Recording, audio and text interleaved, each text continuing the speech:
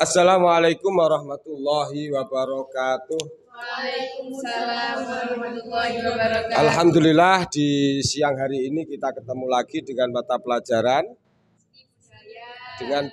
seni budaya. Seperti yang online kemarin bahwasanya Pak Ali sudah e-learningnya sudah saya kirimkan, yaitu perintahnya membuat PPT tentang menganalisis konsep karya seni rupa. Baiklah, karena kalian sudah membuat analisis, sekarang kalian harus mempresentasikan hasil karya kalian. Waktu dan tempat dipersilakan. Kelompok 1 ya. Oke. Baik.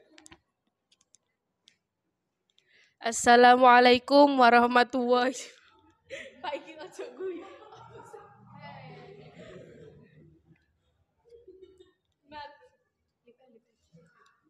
Assalamualaikum warahmatullahi wabarakatuh. Bapak Ali dan teman-temanku yang berbahagia, marilah kita panjatkan puji syukur kehadirat Allah Subhanahu wa taala karena telah memberikan rahmat sehingga kita dapat berkumpul di ruang kelas ini. Perkenalkan, saya Eka Liviana Afrilia Putri yang akan bertugas sebagai moderator dalam diskusi kali ini mengenai materi menganalisis konsep karya seni rupa. Adapun anggota kelompok saya terdiri dari 2 orang.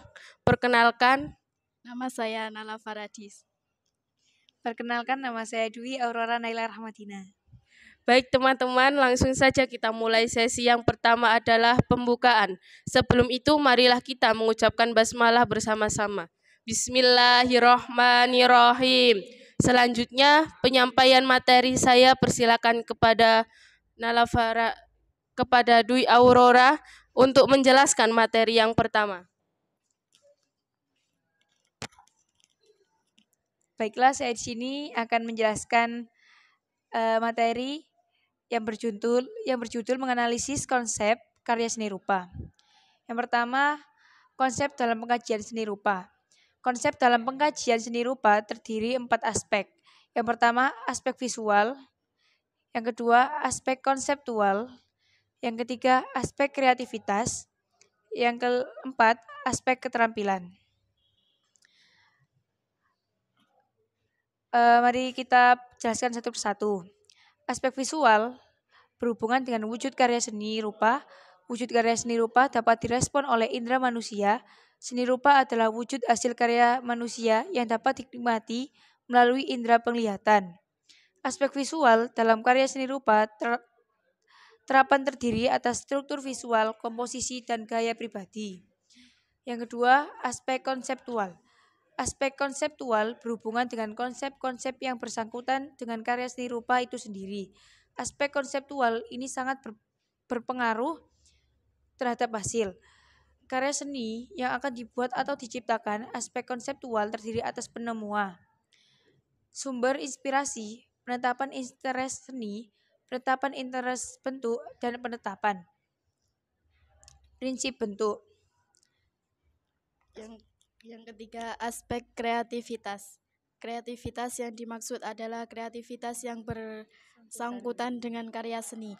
Banyak cara untuk menemukan kreativitas, misalnya dalam penggunaan media, bahan, alat, dan teknik yang berbeda dari yang sebelumnya. Kreativitas juga bisa didapat dengan menampilkan bentuk-bentuk baru atau memadukan unsur baru dengan yang lain.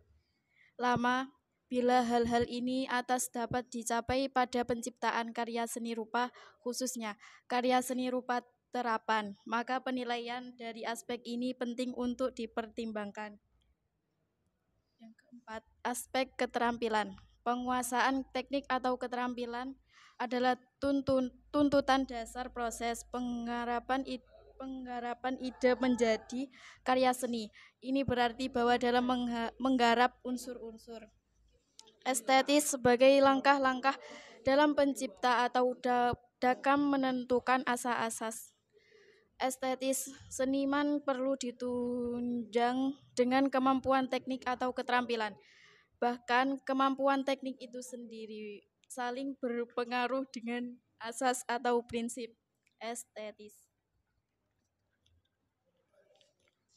Yang kedua, prosedur. Aspek prosedur berhubungan dengan proses kreasi, yaitu langkah-langkah kerja kreatif yang ditempuh berupa untuk menghasilkan suatu karya. Misalnya dalam pembuatan desain logo, tahapan kerjanya dimulai dari penemuan gagasan, alternatif sketsa, gambar, simbol, teks, komposisi, warna, teknis, proses, kreasi, sampai tercipta sebuah logo. 3. Fungsi karya seni rupa. Fungsi karya seni rupa pada hakikatnya adalah manfaat pada konteks tertentu. Misalnya, seni bagi perupa murni adalah media ekspresi, sementara bagi ekspresiator adalah sarana untuk mendapat pengalaman estetis dan nilai seni. Sedangkan fungsi seni bagi perupa terapan adalah menciptakan benda guna yang estetis dalam konteks. Dalam konteks masyarakat, seni terapan berfungsi memenuhi kebutuhan benda fungsional yang indah. Toko karya seni rupa. Toko-toko seni rupa di Indonesia antara lain Raden Saleh, Afandi Basuki Abdullah, Sujojono, GM Sidarta, Barli, dan Sasmita Winata. Sedangkan toko-toko seni rupa mancanegara antara lain Rembrandt, Vincent van Gogh, Andy Warhol, Kandinsky, dan sebagainya. Dengan mengetahui dan mempelajari tokoh-tokoh dalam dunia seni rupa, diharapkan wawasan serta pengetahuan dalam apresiasi, kritik, dan berkarya seni akan semakin luas. 5. Nilai estetis. Estetika identik dengan seni dan keindahan. Nilai estetis pada sebuah karya seni rupa dapat bersifat objektif dan subjektif. Nilai estetis bersifat objektif jika memahami keindahan karya seni rupa, berasa pada wujud karya seni itu sendiri dan tampak secara kasat mata. Nilai estetis bersifat subjektif. Keindahan tidak hanya pada unsur-unsur fisik yang ditanggap oleh mata secara visual, tetapi ditentukan oleh selera orang yang melihatnya.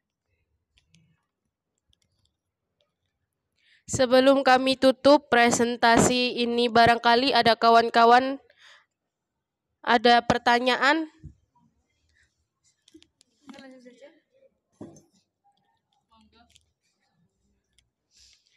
Baiklah, saya akan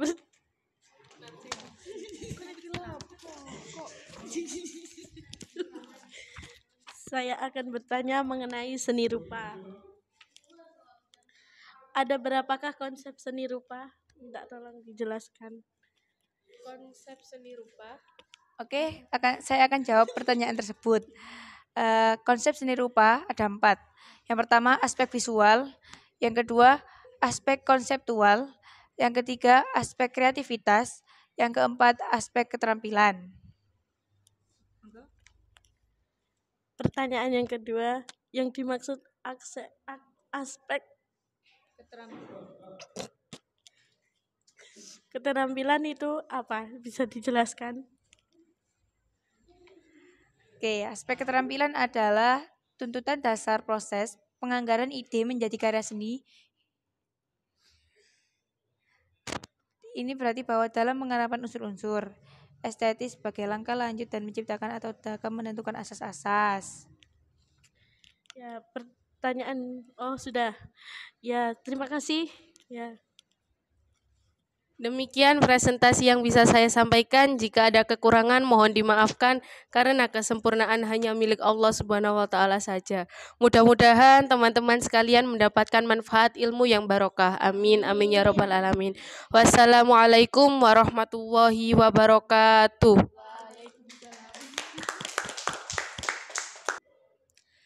Assalamualaikum warahmatullahi wabarakatuh. Bapak Ali dan teman-temanku yang berbahagia, marilah kita panjatkan puji syukur kehadirat Allah Subhanahu wa taala karena telah memberikan rahmat sehingga kita dapat berkumpul di ruang kelas ini. Perkenalkan, saya Rizkia Ramadhani yang akan bertugas sebagai moderator dalam diskusi kali ini mengenai materi apresiasi seni rupa. Adapun anggota kelompok saya terdiri dari 3 orang, yaitu Saya Nadia Ika Fitria. Saya Jilan Tirta. dan saya Rizky Ramadhani. Baik teman-teman, langsung saja kita mulai ke sesi yang pertama adalah pembukaan. Sebelum itu, marilah kita mengucapkan basmalah bersama-sama. Bismillahirrohmanirrohim. Menjelaskan materi yang pertama, yaitu Apresiasi seni rupa. dan pengertiannya.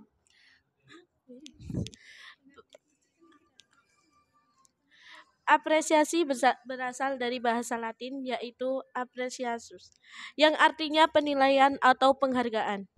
Berarti menentukan nilai, melihat karya, menikmati, lalu menyadari keindahan karya seni tersebut dan menghayati.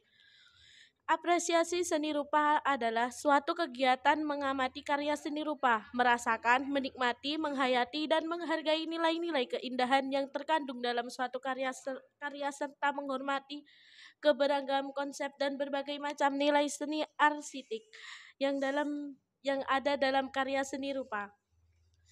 Menggambarkan sikap apresiatif. Mengembangkan sikap apresiatif terhadap karya seni rupa dapat dilakukan dengan cara sering menyaksikan karya seni rupa, baik itu di tempat-tempat pameran, museum,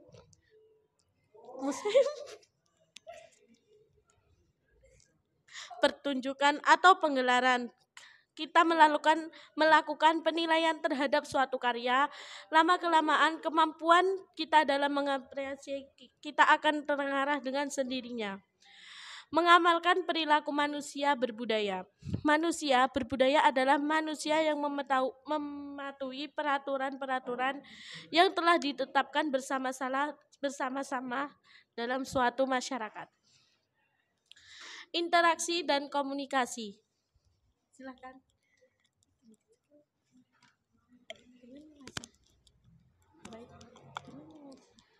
Baik, dengan mengasah pengalaman dalam mengapresiasi suatu karya seni diharapkan seseorang maupun pengembangan sikap toleransi terhadap perbedaan konsep, nilai estetis, dan sikap menghargai karya orang lain. Sekian dan terima kasih. Baik, ada yang ditanyakan? Silakan.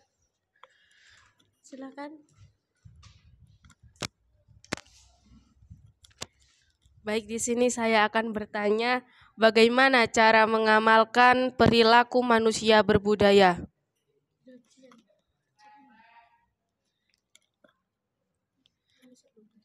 Manusia berbudaya adalah manusia yang mematuhi peraturan-peraturan yang telah ditetapkan bersama-sama dalam suatu masyarakat. Oke, terima kasih. Baik, terima kasih yang dapat saya sampaikan. Selebihnya mohon maaf jika ada kata-kata yang salah. Sekian dari kami. Wassalamualaikum warahmatullahi wabarakatuh.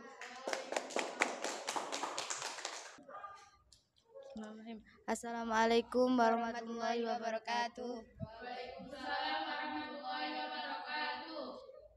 Bapak Ali dan teman-temanku yang bahagia, marilah kita memanjatkan puji syukur kehadiran Allah Subhanahu wa taala karena telah memberikan rahmat sehingga kita dapat berkumpul di ruang kelas ini. Perkenalkan, nama saya Ningga Fitria Ramadhani. Dan saya Niswa Fariha yang akan bertugas sebagai moderator dalam diskusi kali ini mengenai materi seni rupa. Pada umumnya merupakan media ritual dan ekspresi spiritual sering berkembang zaman sehingga seni rupa modern menjadi seni rupa pada mulanya merupakan media ritual dan ekspresi spiritual sering berkembang zaman seni rupa modern menjadi ekspresi pribadi. Karya seni rupa kemudian berkembang menjadi produk-produk komersial yang diperjualbelikan secara massal dan dijual di toko-toko konvensional dan virtual di internet. Revolusi Industri 4.0 merupakan era disrupsi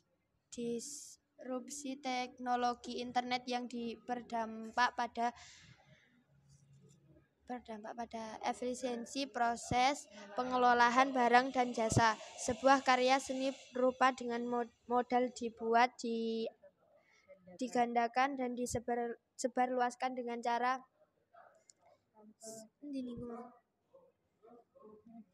cepat tanpa terbatas jarak dan waktu. Kemajuan teknologi hendaknya diimbangi dengan etika dan kesadaran agar kemajuan ini dapat optimal, mendorong terciptanya produktivitas masyarakat. Karya seni rupa ini menjadi industri besar yang diperjualbelikan baik secara konvensional maupun virtual.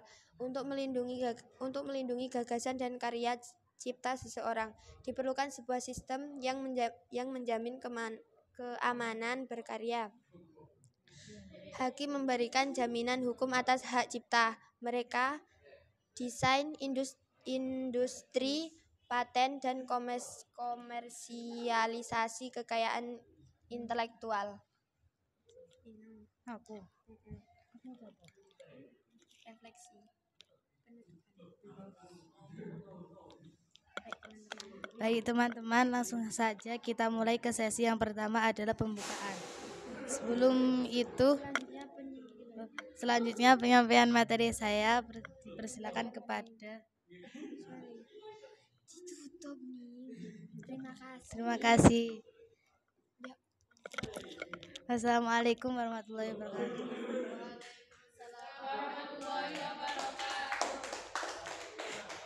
Oke, terima kasih ya. Nanti minggu depan persiapan lagi. Di sini kan sudah ada kalimatnya. Di sini pun Pak Ali sudah ngasih kalimat di belakang sini untuk penutup. Ya. Oke, makanya diperhatikan kalau ada seseorang guru, semuanya itu harus kalian perhatikan. Saya mau tanya dulu sama kalian. Saya memang ngajarnya seni budaya. Kayak suatu tidak ada suatu keilmuannya. Ya.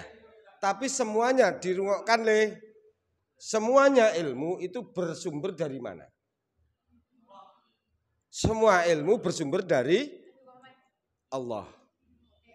Ya, semua ilmu bersumber dari Allah. Kita dapat ilmu ini baru saireng kukune belum dapat apa-apa. Baik ilmu apapun, manajemen, biologi, semuanya tidak harus ilmu baca kitab. Semua ilmu bersumber dari Allah. Ya, tolong kalian pegang itu. Dan yang menyampaikan suatu keilmuan di bumi ini siapa? Ustadz, guru, kiai. Ya, oke, lah kalau kalian menyakiti sang guru, menyakiti sang ustadz, menyakiti sang kiai, yang tidak terima siapa? Allah. Biarpun gurunya sudah memaafkan kalian. Wes tak maaf no awakmu nglarani hati. Tapi Allah belum tentu terima dengan perilaku kalian yang ngece sama gurunya. Oke? Nah, ini semuanya adalah sirkulasinya. Bukan berarti sok jadi guru nanti jadi wakil Allah, bukan seperti itu. Kami pun jadi guru juga punya guru. Guru pun punya guru, akhirnya sampai ke Nabi Muhammad seperti itu. Oke, makanya dari Gus Bahak bilang sanadnya yang jelas. Baik itu keilmuan agama, baik itu keilmuan apapun, itu pun ada runtut sanadnya. Ada suatu keilmuannya. Biologi pun diambil dari Al-Quran juga ada. Baiklah, hanya sekelumit ini. Minggu depan kalian yang bagian anak putra nanti juga harus presentasi yang baik. Gitu. Bukan hanya menghormati guru sama Pak Ali aja, semua guru, semua ustadz, semua kiai, bukan hanya kiaimu saja yang waktu lewat kamu belakang-belakang, tapi sama guru siapa, sama semuanya. Ya, oke, hargailah diri kalian sebagai seorang penuntut ilmu. Akhirul kalam, wabillahi taufik wal hidayah. Wassalamualaikum warahmatullahi wabarakatuh.